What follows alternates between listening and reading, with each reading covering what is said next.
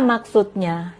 Dan memang saya kalau sholat juga saya berdoanya bukan pakai bahasa Arab, ya pun saya seorang haja yang waktu itu, tapi saya juga membaca tulisannya aja, bukan membaca Arabnya, jadi bahasa Indonesia. Nah dari situlah mulai kecintaan saya mengenal Tuhan Yesus 2017, karena di masa 2011, 12, 13, 14, 15 sampai 16 itu cuma sering dibelai dengan orang tua yang berjenggot, berjubah, diperlihatkan jubah, diperlihatkan sinar. Mulai dari situ saya sudah melepaskan hijab saya. Baik saudaraku sekalian, salam damai sejahtera. Video yang kita lewatkan tadi itu adalah kesaksian dari seorang ibu hajai. Dia sudah pernah umroh, bahkan dia pulang dari umroh.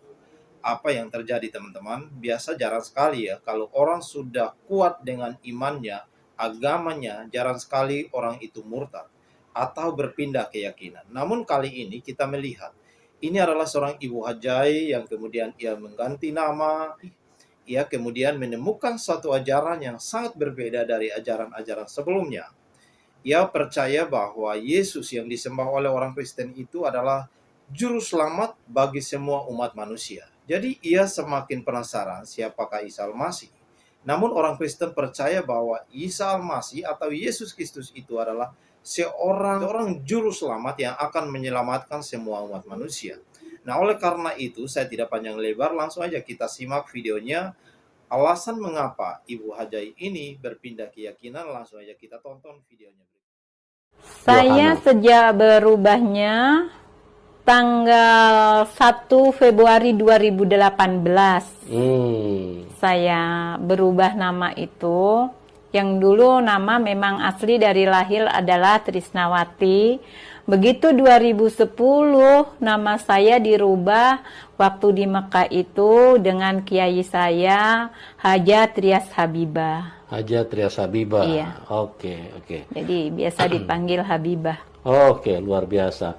Bu, bisa diceritakan bagaimana perjalanan iman Ibu, dan pada saat mana Ibu mulai mendapat sentuhan Roh Kudus, mendapatkan sentuhan Tuhan? Apakah pada saat Ibu pergi haji di Mekah atau pada saat sebelum itu? Ibu bisa ceritakan kepada teman-teman supaya mereka pun bisa dikuatkan dan diberkati. Ya. Iya. Shalom semuanya, saudariku yang terkasih, saudara-saudara semuanya yang dikasihi Tuhan. Saya akan bersaksi cinta kasih Tuhan seperti apa jamahan Tuhan terhadap saya. Jadi benar-benar saya dulu dari seberang. Pasti semua akan bertanya, kok bisa? Sudah naik haji, kok bisa mengenal Tuhan Yesus? Ya, semua itu tidak ada mustahil bagi Tuhan. Amin. Saat 2010 saya menjalankan ibadah haji. Dan di situ saya berjalan bersama rombongan yang ada di Jabal Rohmah. Saya melihat 3 salib. Dan orang tidak melihat semua, tapi mata saya melihat. Ada apa semua ini? Dalam benak saya simpan dalam hati saya. Oh, tidak mungkin. Dan saya tidak percaya. Nah, sebentar Bu, itu Ibu melihat 3 salib saat berjalan atau saat sholat pada waktu itu? Kalau di Jabal Rohmah bukan untuk sholat. Tapi di Jabal Rohmah itu ada satu gunung yang di situ ada tugu. Yang biasa dipakai kami nulis.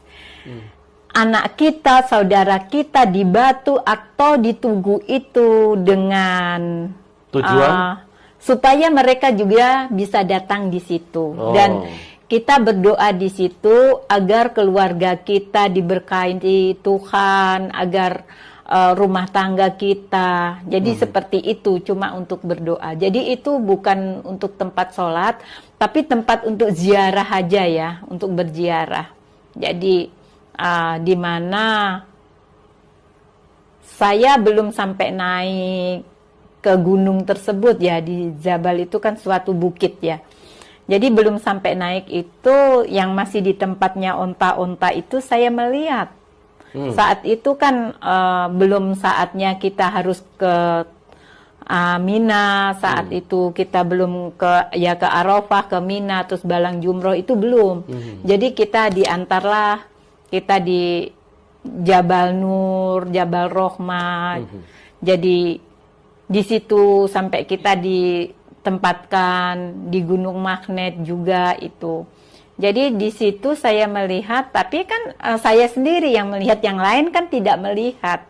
Iya. Jadi saya tidak pernah berpikiran bahwa ini tanda-tandanya kuasa Tuhan terjadi dalam hidup saya. 2010, 2011 di saat saya berdoa, di saat usaha saya juga sudah kolab lah, katakan usaha saya sudah hancur.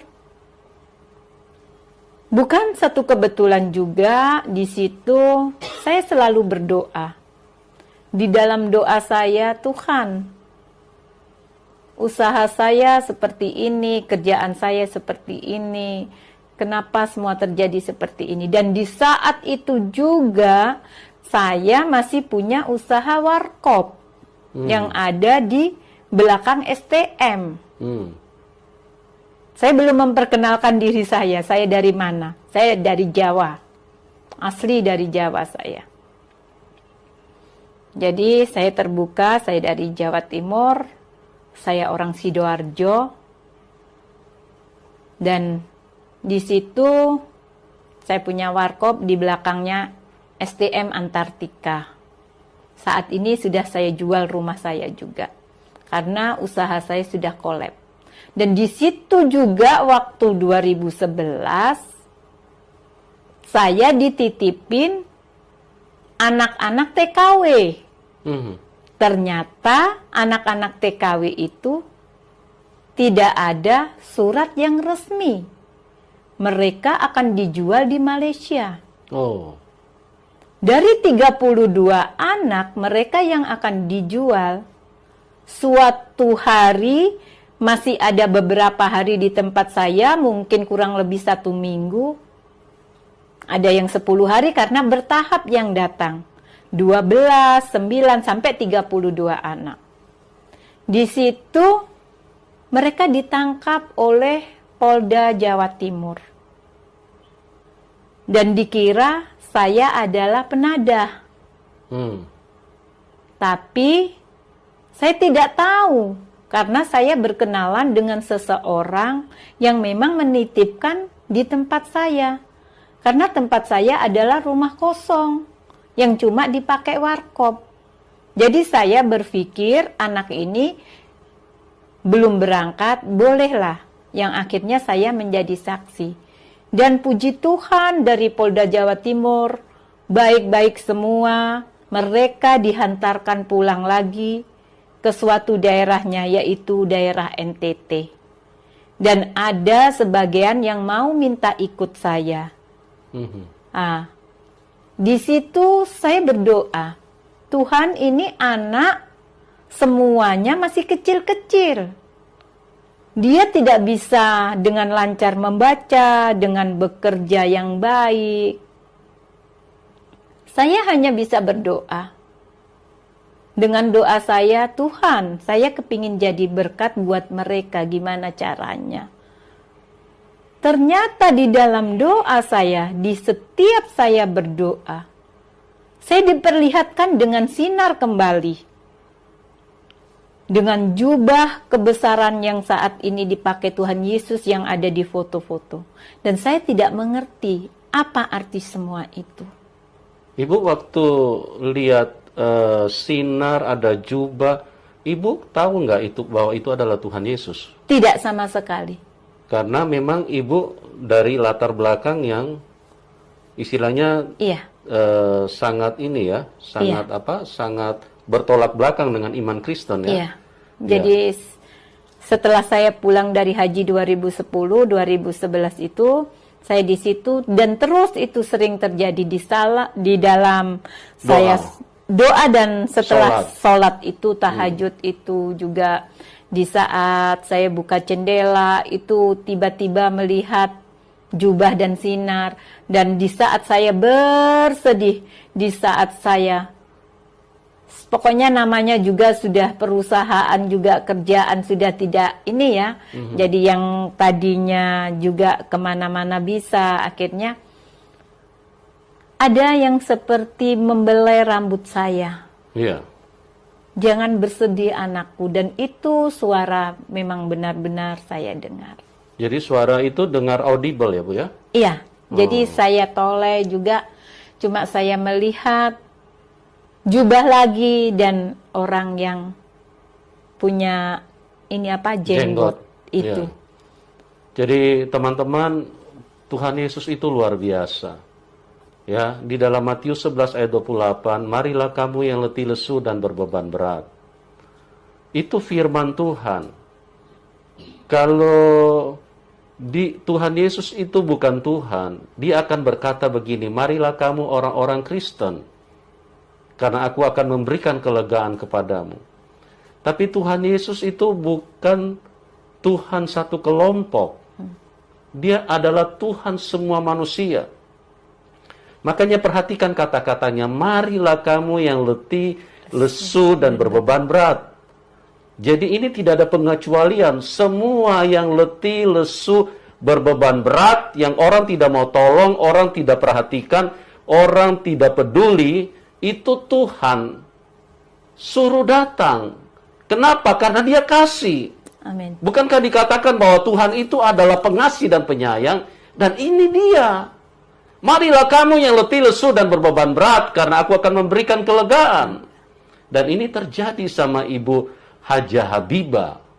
Ya, di saat beliau sudah kolab, dan di saat beliau pada waktu itu dipertemukan dengan anak-anak yang diperdagangkan untuk tujuan seks komersil, Tuhan Yesus datang dan menjumpai berulang-ulang kali. Jadi tidak bisa dibantah kalau Dia adalah Tuhan.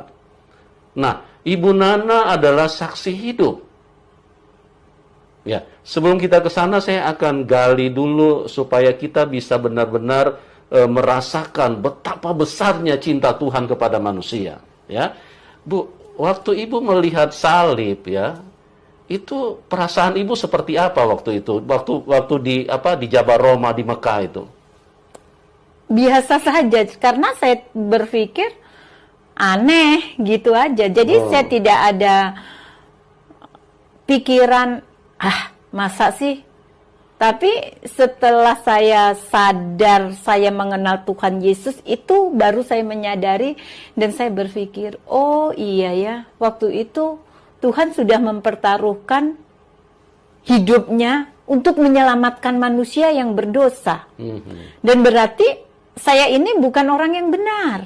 Justru Tuhan memanggil saya karena saya orang yang tidak benar. Jadi jangan salah, orang sudah naik haji, orang itu memang sudah suci, sudah tidak. Justru saya sadar, di mana salib 3 yang saya lihat, yang saya pelajari saat ini sesuai dengan firman, di situ Tuhan menyerahkan dirinya bersama 2 penjahat, yang dikatakan ada 2 kiri kanannya ada 2 penjahat. Jadi saya baru mengerti, baru menyadari saat ini. Waktu itu tidak sama sekali, karena saya tidak mengenal siapa itu Tuhan Yesus. 3 salib yang ada di padang gurun, yang ada di bukit, ternyata itu Golgota. Amen. Jadi saya tidak tahu. Jadi dari situ saya tidak berpikir sama sekali dan tidak membuat saya bingung atau saya ingin tahu dan tidak.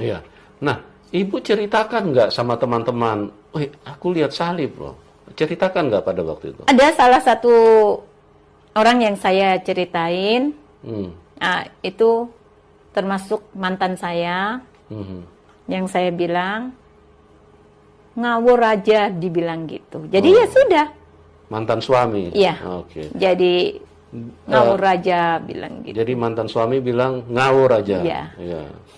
Masa ada Toma bilang gitu. Oh. Jadi ya saya juga ketawa, iya ya, nggak ada, nggak mungkin lah.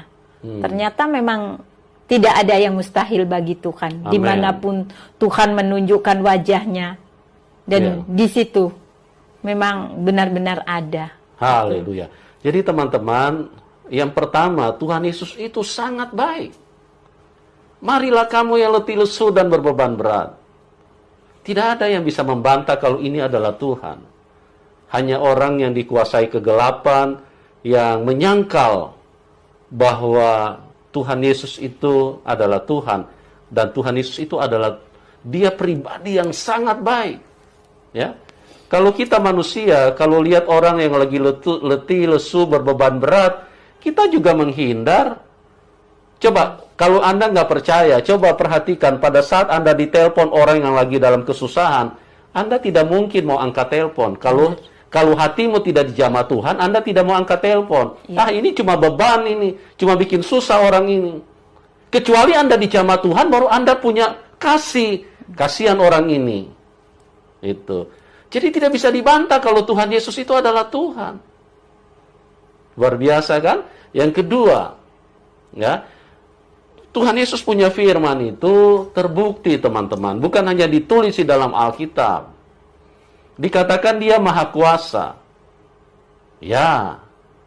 Jadi kalau kita bilang Tuhan maha kuasa, kita tidak mengalami, itu sesuatu yang sia-sia. Sesuatu yang merugikan diri Anda sendiri. Ya, kalau Anda bilang Tuhan Maha Kuasa, berdasarkan apa kita katakan Tuhan Maha Kuasa? Makanya Tuhan Yesus membuktikan kuasanya. Yang ketiga, Tuhan Yesus itu Maha Hadir. Saat lagi di Jabal Roma, ya, saat lagi menunaikan ibadah haji, Tuhan Yesus datang karena dia Maha Hadir. Dia bisa hadir di mana saja. Jadi luar biasa ya. Kita akan gali terus bagaimana kasih Tuhan yang telah menyentuh Ibu Hajah Habibah, atau yang saat ini kita kenal dengan Ibu Nana, ibu yang sudah berganti Ibu Yohana ya. Oke. Bu, setelah itu beberapa kali Tuhan memperlihatkan sinarnya dan membuat Ibu mulai percaya. Itu pada titik mana Ibu mulai, loh ini kok ada sesuatu pergerakan Roh Kudus di dalam hidup Ibu. Itu pada titik mana terus Ibu mengambil kesimpulan? Saya mengambil kesimpulan dan keputusan itu karena berulang-ulang kali setelah pulang dari haji. Yang waktu naik haji itu kan cuma satu kali yang saya melihat salib ya. Tidak ada pikiran untuk apa dan siapa dan gimana. Dan kedua kalinya di Jabal Nur, yaitu bukit yang tertinggi itu, dan di situ saya mewakili dari yayasan untuk membentangkan banner. Saya membentangkan banner dan saya adalah satu-satunya perempuan yang naik ke gunung tersebut.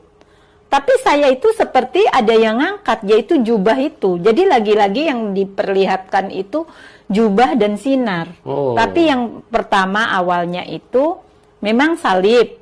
Dan yang kedua itu jubah yang untuk menuntun saya ke atas itu. Jadi saya tidak punya pikiran itu siapa. Saya kira... Sebentar Bu, itu waktu haji yang pertama itu di tahun yang berbeda yang... Tidak.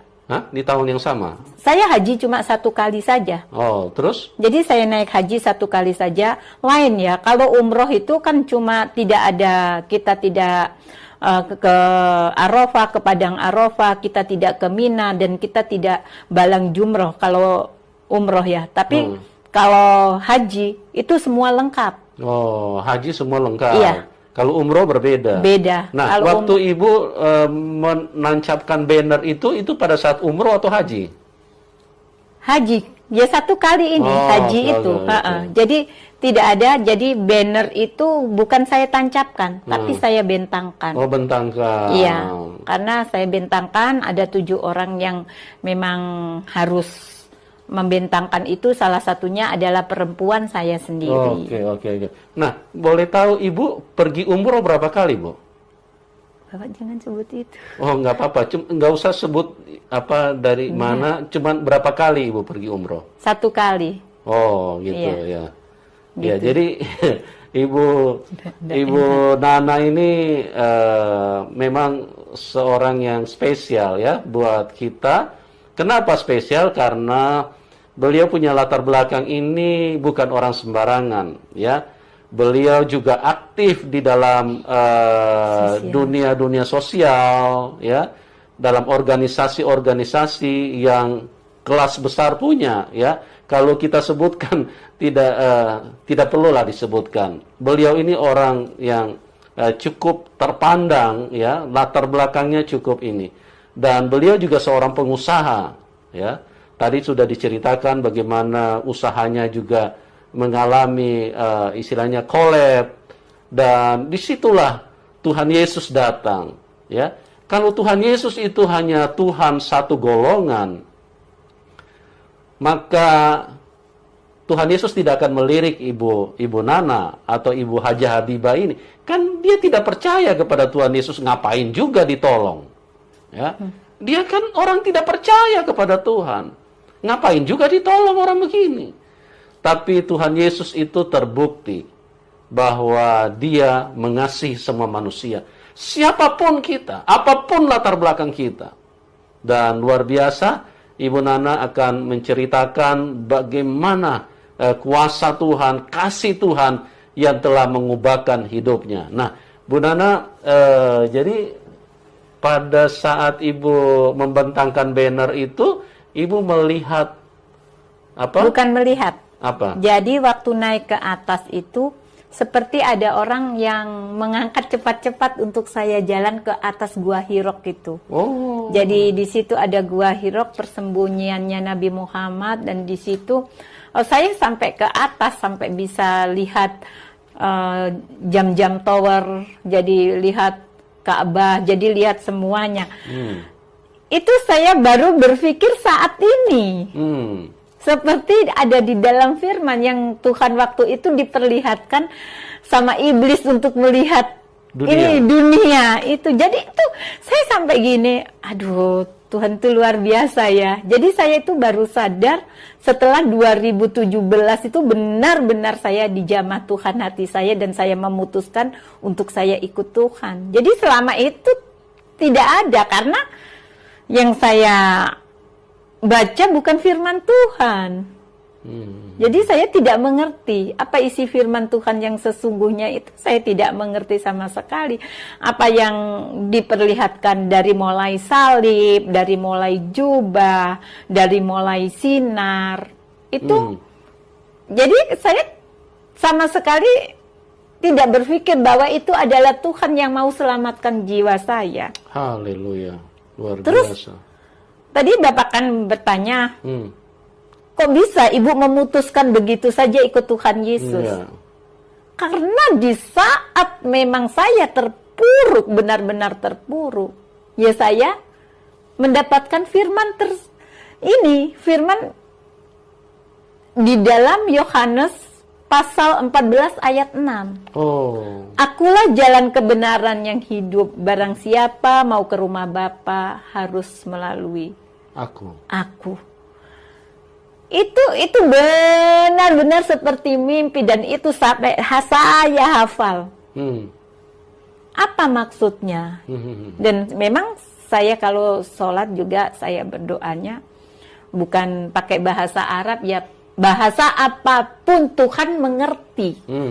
Dan walaupun saya seorang haja yang waktu itu, tapi saya juga membaca tulisannya aja, bukan membaca Arabnya, jadi bahasa Indonesia.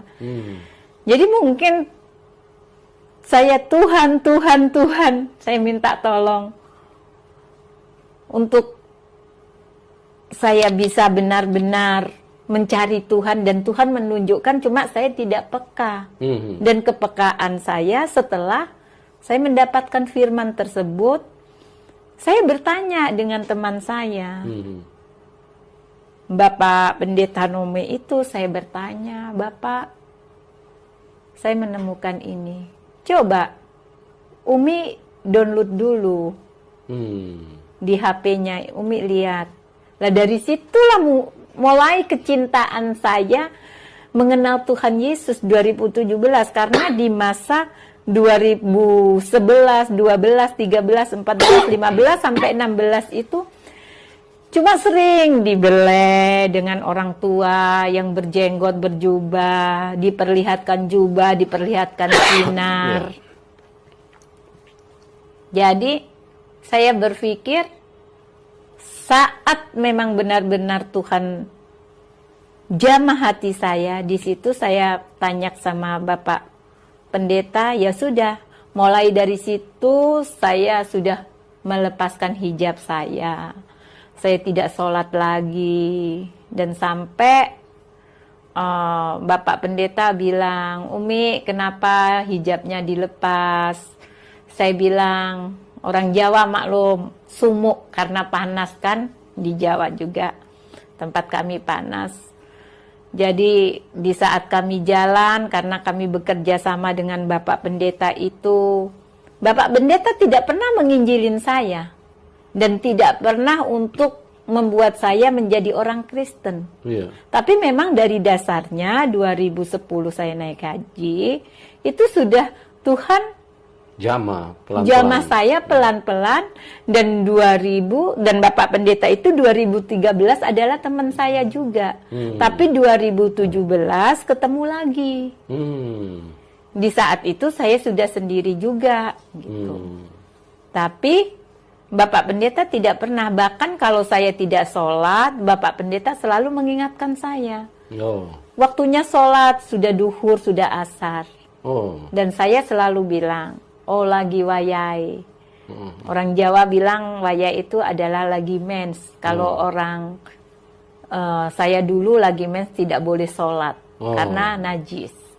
Ternyata dalam ajaran yang sekarang itu lebih sempurna buat saya ya, karena kenajisan bukanlah di dalam badan tubuh kita, tapi dari hati kita, mulut kita yang keluar. Jadi di mana kami berdoa, walaupun lagi datang bulan, kita bersimpuh memuji Tuhan, memuliakan Tuhan, itu tidak ada najis. Jadi ini yang membuat saya benar-benar jatuh cinta sama Tuhan Yesus. Sama Tuhan Yesus. Ya, jadi luar biasa ya karya Tuhan di dalam kehidupan Ibu Hajah Habibah. Bagaimana Tuhan menyatakan diri, Tuhan menuntun tahap demi tahap sampai benar-benar ibu ini yakin bahwa Tuhan Yesus itu adalah Tuhan yang mengasihi hidupnya, Tuhan yang telah menyerahkan hidupnya buat Ibu Nana ya, yang sekarang sudah berganti nama Yohana. Jadi di dalam Tuhan memang seperti itulah karya Tuhan, kasihnya yang ditunjukkan, kuasanya. Jadi bagaimana Ibu Nana mengalami Tuhan secara luar biasa. Nah, terus Ibu Nana setelah itu berarti Ibu mengambil keputusan itu? Belum. Nah, kapan itu Ibu mengambil keputusan? Jadi setelah itu saya belum ambil keputusan, meskipun sudah mendapatkan firman, akulah jalan kebenaran yang hidup, barang siapa ke rumah Bapa harus melalui aku. Jadi saya masih berpikir, dan setelah saya mendengarkan lagu-lagu, saya jatuh cinta dengan lagu rohani dan itu. Dan mulailah di situ saya tidak sholat lagi, saya sudah melepas hijab saya. Tapi terkadang saya masih berkumpul dengan teman-teman saya ustadz. Tapi beliau mungkin agak ini ya, tanda tanya ya. Kenapa kok sudah melepas hijabnya? Terus akhirnya saya bilang, Ya, saya percaya dengan Tuhan Yesus. Mereka kecewa dan banyak. Saya mohon maaf ya dengan teman-teman saya, khususnya yang dulu satu ini berteman sama saya bukan menyakitin hati saudara-saudara saya yang dikasihi. Saya tetap menjadi sahabat, Tetap mengasihi mereka. ya, dan walaupun kalian pun sudah tidak mau dengan saya, dan ada satu yai yang masih sampai sekarang baik sama saya. Ya. Ada yang punya pondok di Wonoayu itu, beliau itu yang masih sampai sekarang masih mau bersahabat dengan saya. Karena kehidupan masing-masing seorang, mau masuk neraka, mau masuk surga, beliau juga bilang itu urusan pribadi, bukan urusan kami, bilang gitu. Amin. Baik teman-teman, itulah merupakan kesaksian dari seorang Ibu Hajai, dan saya percaya bahwa kesaksian ini sangat memberkati banyak orang. Karena itu teman-teman, bagikan video ini sebanyak-banyaknya agar orang-orang yang belum percaya dan mengenal Yesus Kristus, mereka bisa melihat pertobatan-pertobatan yang terjadi bagi umat-umat, ya, umat-umat seberang yang belum percaya. Mereka bisa melihat kuasa dan mujizat Tuhan. Oleh karena itu, kita percaya dan berdoa bahwa setiap firman Tuhan yang dibagikan, setiap kesaksian Tuhan tidak akan lalu begitu saja. Pasti ada buah yang akan kita tuai. Oleh karena itu, terus bagikan firman Tuhan, bagikan kesaksian-kesaksian para murtadin, banyak orang diberkati. Itu saja teman-teman. Shalom.